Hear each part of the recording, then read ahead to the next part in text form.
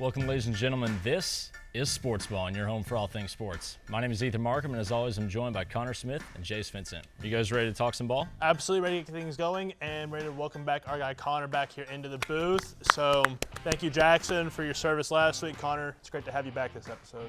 Thanks, man. I was unfortunately inactive last week, back on the active list, starting in the lineup. Best of the week for us. We get to talk some ball, so let's get after it, boys. Absolutely. Absolutely. Week 11 was another action-packed week of college football, and as always, we've got our 3 games to recap here tonight. We'll start with Indiana's close 27-24 win over Penn State. Yeah, this is a crazy game. I mean, Penn State nearly gave in, or they gave Indiana a scare in Happy Valley, almost an upset. But I mean, Indiana was up most of the game by 7 to 10 points. You never felt like they were ever in doubt, until Penn State took the lead in the fourth quarter. But of course, Fernando Mendoza had potentially, like you said, his Heisman moment. Omar Cooper Jr., great catch to keep their season alive, keep them undefeated. Great game. Absolutely. That's probably the catch of the year of the season so far. But it was a great game for Penn State. Really, they felt like they've shown the most fight that they had shown since the Oregon game in the whiteout in, what was that, week 3? Something like that. But I literally had it in my notes. It was new coach, same result for Penn State. Literally found the same way to lose that they do to every top 5 team that they play. It felt like Groundhog Day over again for Penn State. Yeah, and it's been tough for Penn State this year. This is like historically bad. I mean, they are 0-6 in conference play. I mean, they might be, I don't know, correct me if I'm wrong, but they might be the only Power 4 team right now to not have a Power 4 win. This is 2025's Florida State, like from last year. Maybe it's them like Boston College. I don't know. I can't think of any more. It's still bad. Regardless, it's still horrible that you're this far in the season. It's bad, and then you also have, getting rid of James Franklin, and there's all of the recruits that are more than likely going to leave because they've shown so much interest in wherever he goes. I mean, this is like, we've seen free falls, and then there's this. And this is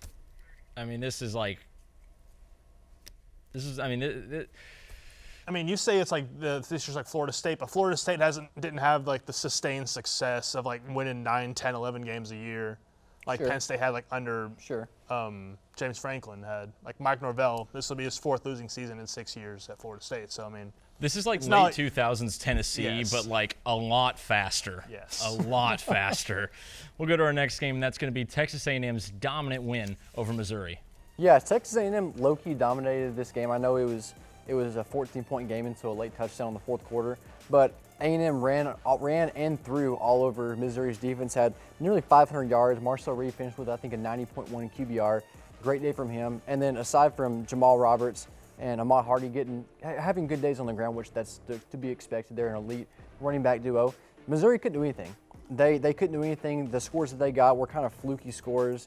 A&M they dominated this game top to bottom on the line of scrimmage and from the kickoff to the final whistle. Absolutely, and this year's A&M team is definitely different. They're 9-0 for the first time since 1992. Correct. If I'm wrong. Yeah, there we go. So definitely a different team. We'll probably be seeing them in Atlanta.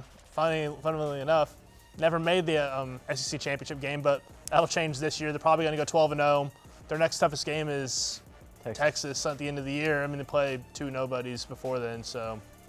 But no, A&M is really good, and it's not even like their schedule has been like cupcake type thing. I mean, they beat like Notre Dame, they've beaten Missouri. I mean, they've beaten good teams this year.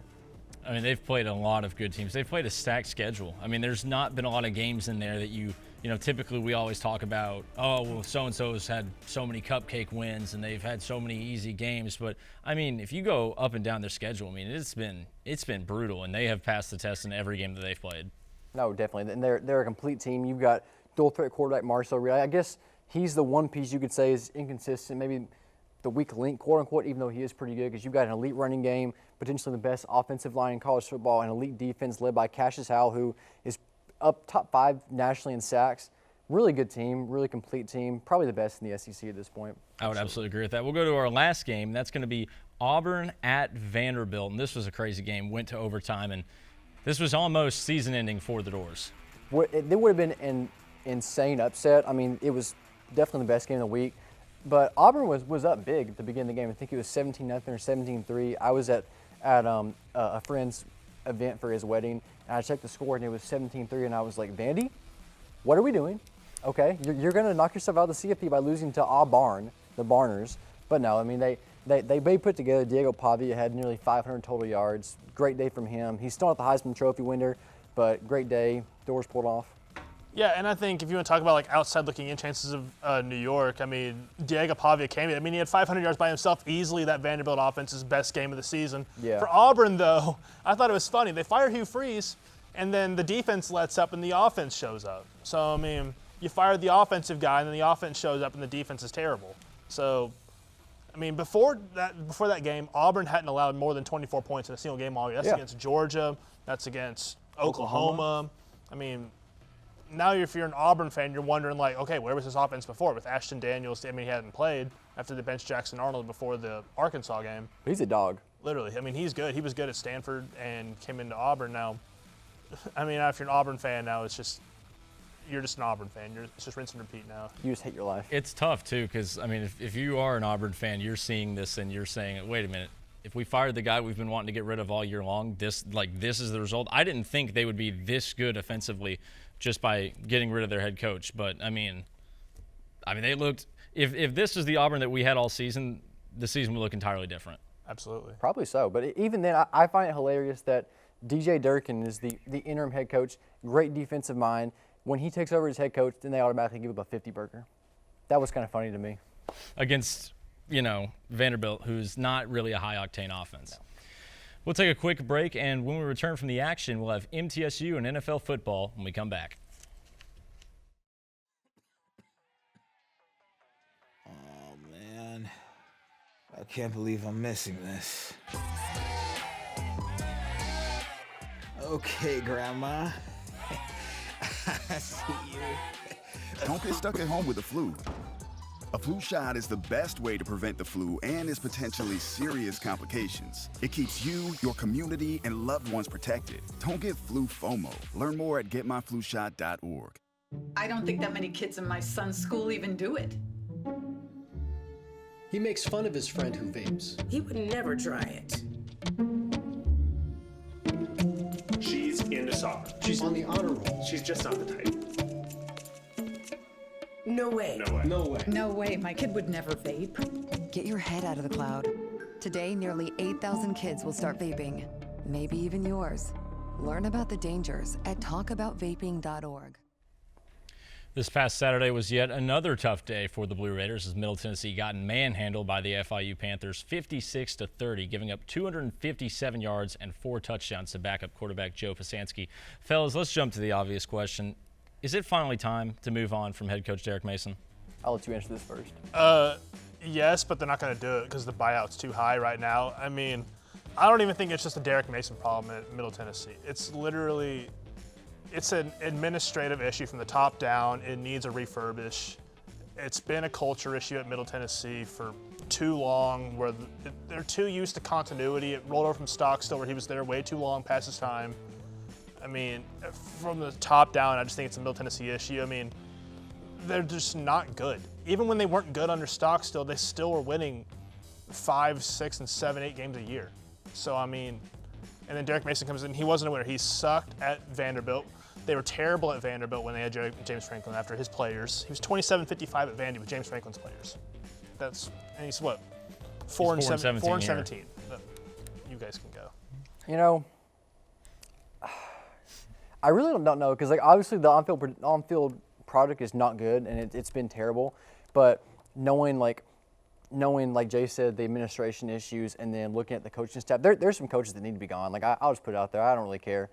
Some of the ways that they recruit, going heavy in the portal, that's not sustainable. There's coaches that need to be gone. I think Coach Mason is a good coach, and I think he wants to do it the right way. I don't think he has the backing that he needs to have a successful program, but at the same time, he's 4-17. He's shown that he can be a great defensive coordinator at a lot of different places, but I don't think this is the best fit for him. Can I ask one thing real quick, Connor? You cover recruiting, obviously. Shout out GoMiddle.com, but do they have, what, like 3 commits for 2026? Correct. 3? That's freaking pathetic. So, just yeah, That's rough. Yesterday, the Indianapolis Colts took down the Atlanta Falcons 31-25 and moved to 8-2 on the season. Again, thanks to an elite performance by their superstar running back, Jonathan Taylor. Taylor's on pace for over 2,000 total scrimmage yards and has shown zero signs of slowing down. Yeah, I mean, you can't start this conversation without talking about how elite Jonathan Taylor's been this whole season, including this game. 286 total yards, 244 on the ground, and 3 touchdowns. As you said, he's on pace for about 2,000 yards. I mean, this might be one of the best running back seasons. I know we had Saquon last year, but this still might be one of the best running back seasons we've seen in recent memory. Absolutely. I think Jonathan Taylor could be potentially like the MVP of the NFL if it doesn't go to a quarterback. I mean, he's definitely the best running back in the league right now. He's been a big part of what the Colts have done this season. I mean, obviously bringing in Daniel Jones, he's been flourishing in that system. But also a big part has been Jonathan Taylor, and he was good before Daniel Jones came in. So yeah. I mean, Jonathan Taylor's definitely really good. So if you look at his projected stats, so I'll tell you what he's at actually through 10 games. He's at 189 carries, 1,139 yards, and 15 touchdowns. His projected stats just on the ground: 1,936 yards and 26 touchdowns. Once we get through 17 games. I mean, this is an insane pace. To your point, this would easily be the best running back season we've seen since Adrian Peterson. Well, like, it's not even like he's just getting a ton of carries. Like, I know Derrick Henry, love him, like future first ballot Hall of Famer. Yeah, but I mean, he was getting like 30 a game. Yeah, I mean, he's averaging, JT that is, I think 4.5 to 5 yards a carry. In the NFL, do you know how efficient that is? That's ridiculous. I mean, that's efficient even when you're in college. Yeah. When you translate it to the big boys of the NFL, then it's mind-boggling. Just think of it. I think at any level, averaging 6 yards per carry is just, it's insane. Now we'll go over to hear what's going on outside of the studio for the word on the street on Sportsballin. What's up? It's Jackson Kirkowitz with Sportsballin, and today we're doing a Hear Me Out Cake mascot edition. Corollas. Carmina. What did you use to hear me out for this cake? I picked the Bulls because they're the best NBA team. I think these are the Phils, and I just like him because he looks like the Grinch. Kristen. What is your Hear Me Out mascot today? Rocky Top. Go Vols. Greatest college football team of all time. So, Jesus. But, Eris. Okay, so you, what mascot did you pick, and why did you pick him? Because he looks like a muffin. Anything else? No. Okay, so I'm here with Tucker. Tucker, it's nice to meet you. Who'd you choose for your mascot? Albie. Why'd you choose him? War Eagle. I'm a huge Auburn fan. That's awesome. Put him in the cake for me. Front and center. Kate Pennell. Hey, Kate, how you doing today? I'm doing pretty good. Awesome. What mascot did you choose? This duck. Why'd you choose this duck? Because you're never fully dressed without a smile. James Green. James, how you doing today? I'm doing wonderful, man. Yeah, who'd you pick for your mascot? I picked Blue from the Indianapolis Colts. Right, why'd you pick him? You know, his hips don't lie. He likes moving his hips around a lot. He has fun streamers that come out of his nose. I mean, what more did you need out of a mascot? Nothing. I put him in the cake.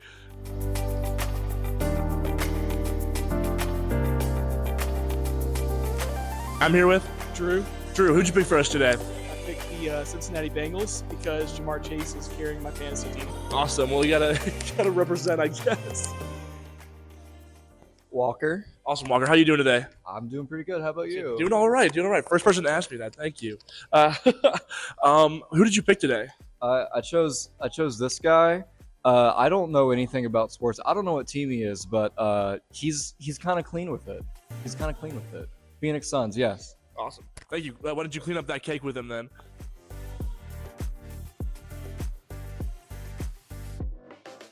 Matthew, who'd you pick for us today? LSU Tiger. Awesome. Why'd you pick the LSU Tiger? Brian Kelly got fired. Perfect. Awesome. I picked Blue of the Indianapolis Colts. Awesome. Why'd you pick him? Because just look at him. He's just a handsome dude. How could you look at that smile on his face? How could you not? How could you not pick Blue? Liam. Hey, Liam. How you doing? Doing all right today. How are you? Doing all right. Who'd you pick today? I picked Gritty because he's my hero. Why is he your hero? He's like the father I never had. This has been Jackson Kirkowitz with Sportsballin. Back to you in the studio.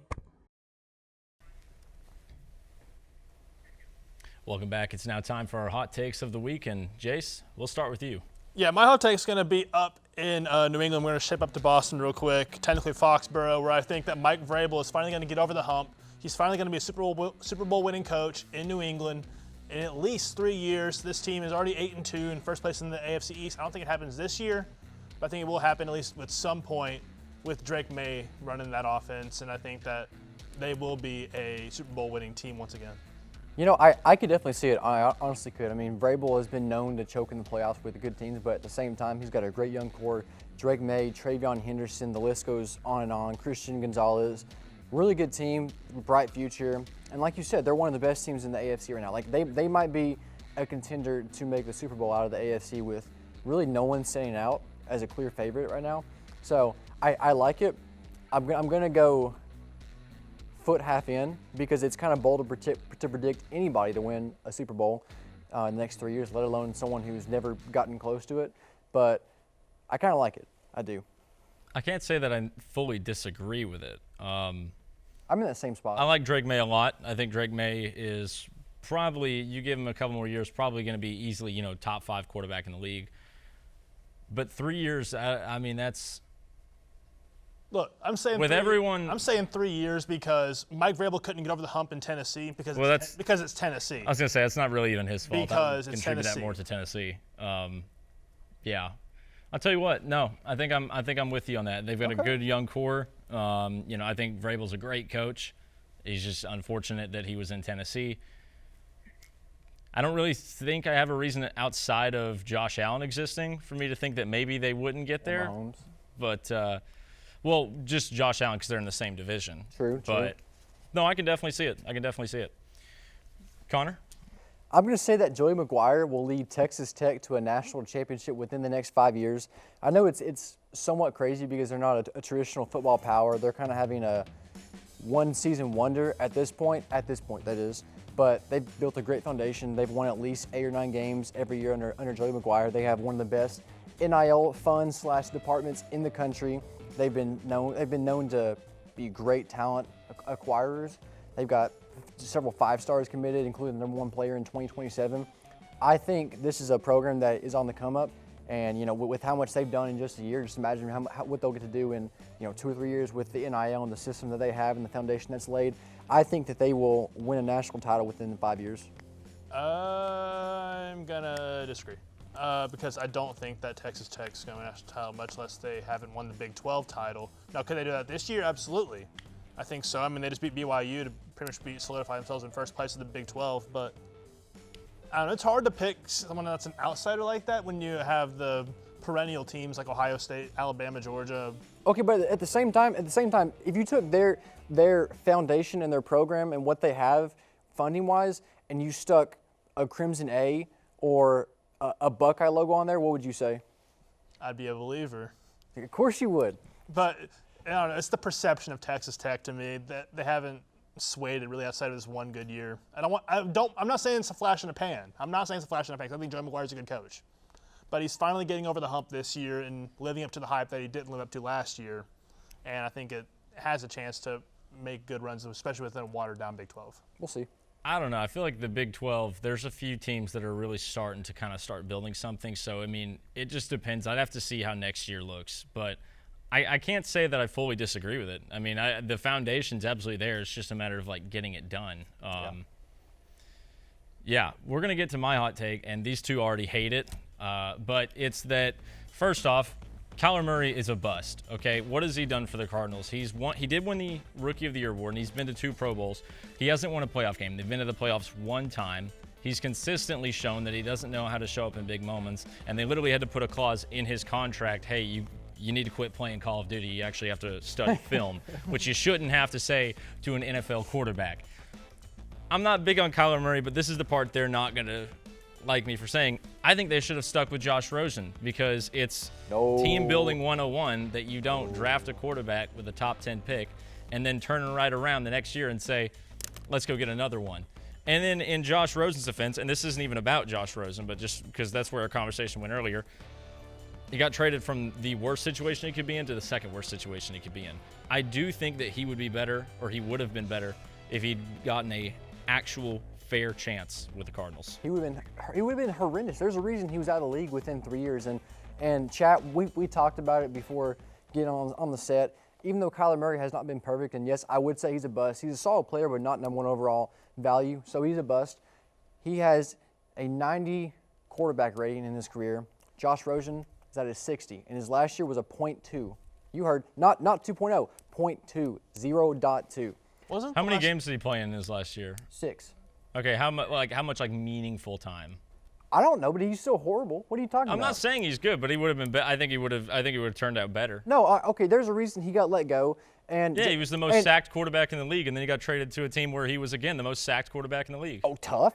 Kyler Murray did the same thing. He was in a tough spot, and he's been a solid quarterback. Just because the next guy is not great does not mean you should keep the same guy who was dog water. You know who else was bad in their first year? Josh Allen.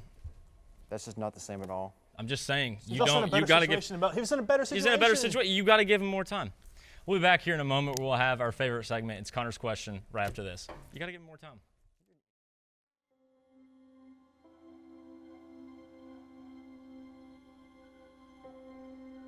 My biggest fear in the middle of my addiction was that I would never be able to get over it and that my kids wouldn't have a father.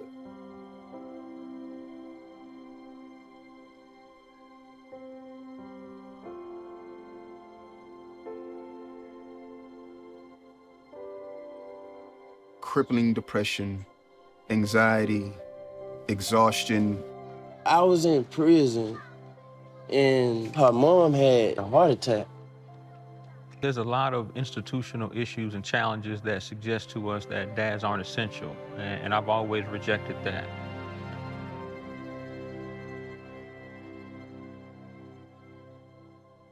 Sometimes you don't have to know everything about being a dad. You just gotta be there.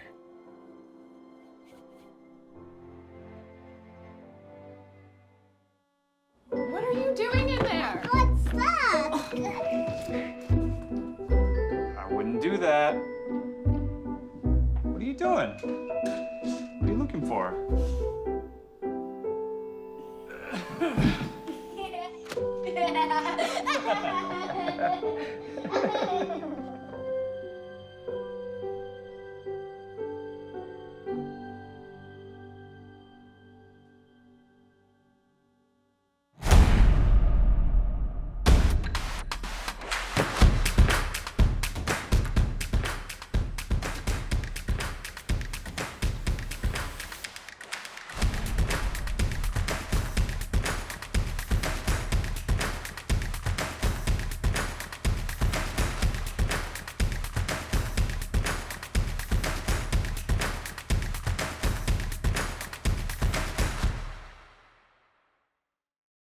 It's now time for Connor's question. And Connor, what do you have for us this week? Thanks, Ethan.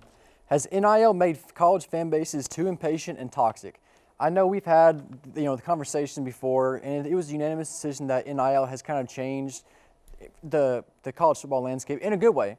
But at the same time, with programs like Indiana, Texas Tech, BYU being able to come in and have these short rebuilds and be competing for championships or conference titles within a couple years, I think it's kind of spoiled everybody. I mean, you look at Penn State. I understand your argument. You think it was right. But James Franklin literally got fired because he couldn't win the big game due to pressure from NIL and the portal coming in and making it possible to rebuild programs this quickly. Look at Josh Heupel as well. In my opinion, I think it's turned college football into a toxic and impatient world. I also agree with that. I think it's also the addition of the 12-team playoff as well is making where teams have to make the playoffs quicker. And all that aspect, I think also the Brian Kelly situation also ties in. I mean, he was fired after he was hired in 22, right? Yes. Yeah. So 3 years now that he was at LSU, not even a full 3 seasons, and I mean he was in his 4th season, excuse me. But yeah, I think it's just impatience, and I think that the amount of coaching turnover we had over the last couple weeks within college football, starting with the James Franklin situation, has really put that emphasis really within the administrations and within the fan bases really to where like it's more of like a win now situation, especially when you see like when Josh Heupel's second year was in 2022 and they won 11 games and won the Orange Bowl, or like Or last Coach year. Sig. Exactly, or Signetti last year in his first year where they went to the playoffs. So I think it's made it a bit toxic. I would say it's definitely gotten some fan bases to be a little bit extra toxic. But I also think that we need to take into account like it's different for every situation, right? Because there are schools that, you know, kind of like, and I'm not I'm not on the fire Heupel train, but when we sit around and we watch our coaches do nothing through the through the transfer portal or with NIL, there are times where some fan bases, I think, have a right to be just as frustrated or impatient with it. So I think it's different for each situation, but I think as a whole, yeah, it's definitely ruined a lot of fan bases. And I think, especially when you talk about like after the Oklahoma game, if the first word comes out of someone's mouth is fire Heupel and not fire whoever's on the staff, I think is borderline stupid. So borderline. Not even. I'd say they probably are. Firing Heupel is this. Literally, what Heupel is doing in a down year, where he's going to go 9-3 or 10-3, would have been a fever dream 10 years ago for Tennessee fans. And because of how easy it is to acquire talent through the portal, Tennessee fans want him fired. Some of them do, at least. Well, that's the narrative. I feel like is also just a touch bit overblown. Kirk Herbstreit. That's all the time we have for Connor's question, but stick around as we wrap things up with our picks for the week.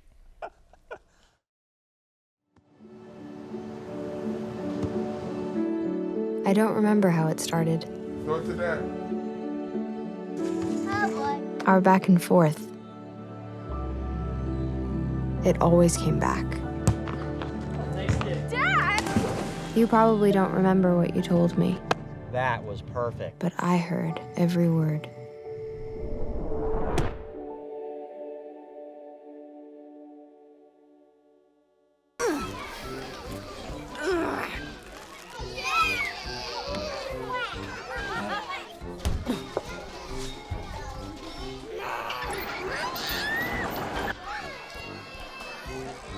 If you love them enough to crawl into a play place to get them to come down,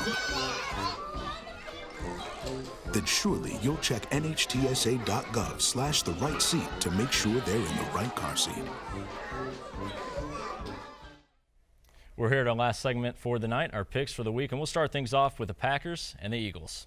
You know, the Packers are very bipolar. They show up sometimes and sometimes they don't. They didn't show up last week against the Panthers, so I think they do it tonight against the Eagles. Go, Pack, go. Give me the Eagles tonight to go into Green Bay and get a win. No. So, fly, Eagles, fly. Give me the Packers. I think the home field advantage plays a factor. Tennessee and New Mexico State. Tennessee by 40. Well, Tennessee's a 40.5-point favorite. It's 50. one of these games in the SEC where nobody enjoys it. They're playing a name-your-score type of game in November. Thankfully, next year, these will be gone with 9 conference games. So, Tennessee will win by however much. They won't be gone. They just won't be in November. But Tennessee. Texas and Georgia. You know, I want to pick Texas because I think right now, like they're trending up. They have more talent than Georgia, but it's in Sanford, and Georgia just has a number. I think Georgia beats Texas by 7 to 10 points. Oh, this is all I'm gonna go here. Just go. Yeah. Dogs. Yeah. Tee 'em up. Tee 'em up. That's right it. now. That's a tech. And give your pick. That's a tech. And give your pick. Horns down. Give me Texas, just for the love of the game. And then our last game, the Titans and the Texans. It's the toilet bowl. But give me the Texans. I love C.J. Stroud. Let me some D'Amico Ryans. Yeah. I'll take Houston. Tennessee's Tennessee. The Titans are the Titans. I will also take the Texans. It's hard to pick the Titans for anything right now. That's all the time we have tonight. We thank you for tuning in. Remember to look for all future episodes of Sportsballin on YouTube and Blue Raider TV every week on Tuesday. For Connor Smith and Jace Vincent, I'm Ethan Markham. We'll see you around. Good night.